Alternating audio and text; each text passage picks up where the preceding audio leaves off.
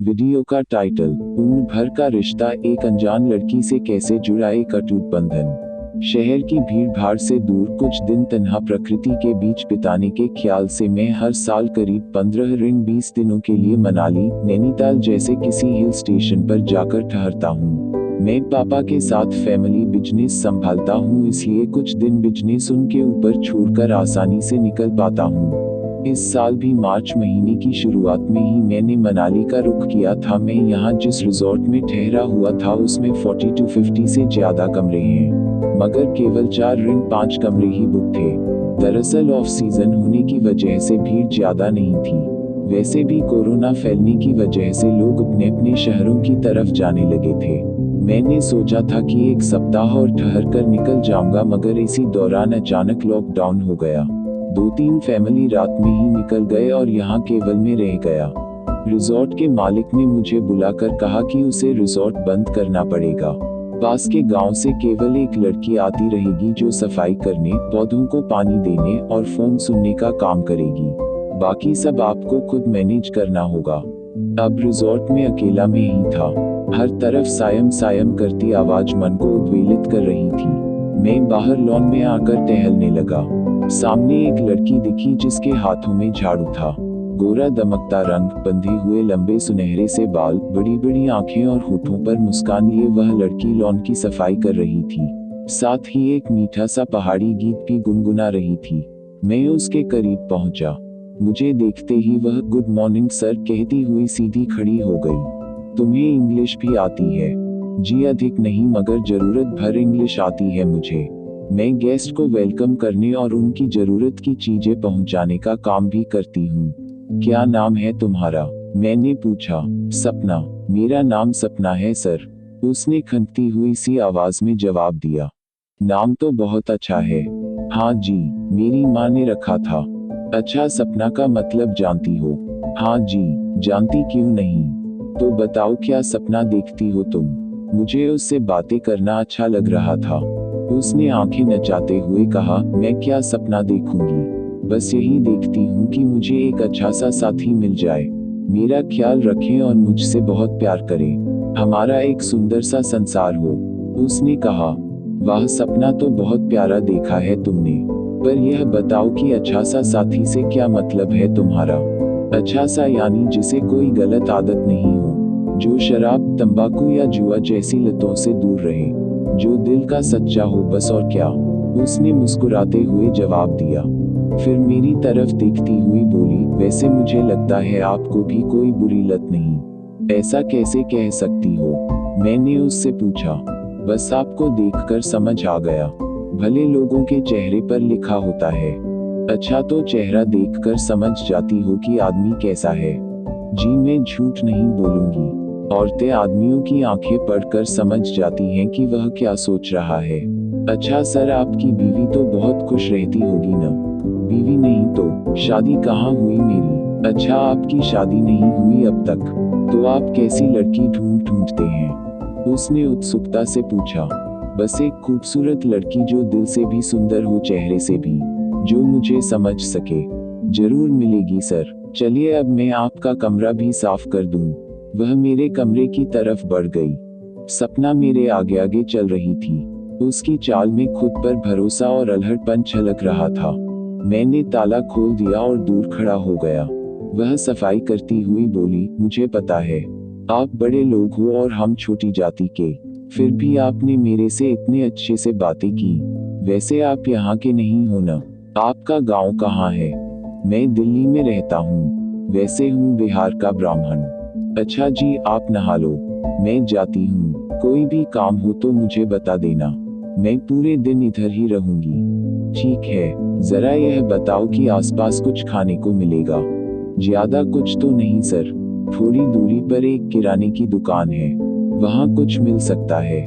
Bread अंडा तो मिल ही जाएगा, मैगी भी होगी और वैसे समोसे भी रखता है। देखिए शायद समोसे भी मिल जाएं।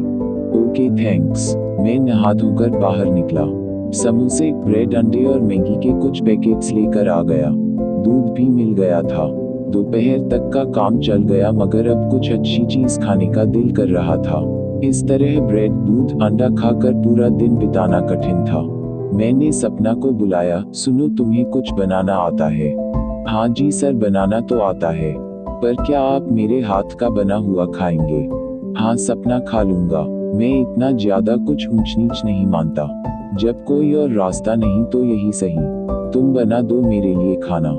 मैंने उसे 500 रुपए का नोट देते हुए कहा, चावल, आटा, दाल, सब्जी जो भी मिल सके ले आओ और खाना तैयार कर दो। जी सर कहकर वह चली गई। शाम में 2-3 डब्बों में खाना भर कर ले आई। यह लीजिए, दाल, सब्जी और चपाती, अचार भी है, और हाँ कल सुबह चावल दाल बना दूंगी। थैंक यू सपना। मैंने डब्बे ले लिए। अब यह रोज का नियम बन गया। वह मेरे लिए रोज स्वादिष्ट खाना बना कर लाती। मैं जो भी फरमाइश करता वही तैयार करके ले आती। अब मैं उससे और भी ज्यादा बातें करने लगा। उससे बातें करने से मन फ्रेश हो जाता। वह हर तरह की बातें कर लेती थी। उसकी बातों में जीवन के प्रति ललक दिखती थी। वह हर मुश्किल का सामना हंसकर करना जानती थी। अपने बचपन के किस्से सुनाती रहती थी। उसके घर में माँ, बाबूजी और छोटा भाई है। अभी वह अपने घर में अकेली थी। घर वाले शादी में पास के शहर में गए थे और वहीं फंस गए थे। वह बातचीत में जितनी बिंदास थी, उसकी सोच और नजरिए में भी बेबाकी झलकती थी। किसी से डरना या अपनी परिस्थिति से हार मानना उसने नहीं सीखा था। किसी भी काम को पूरा करने या कोई नया काम सीखने के लिए अपनी पूरी शक्ति और प्रयास लगाती। हार मानना जैसे उसने कभी जाना ही नहीं था।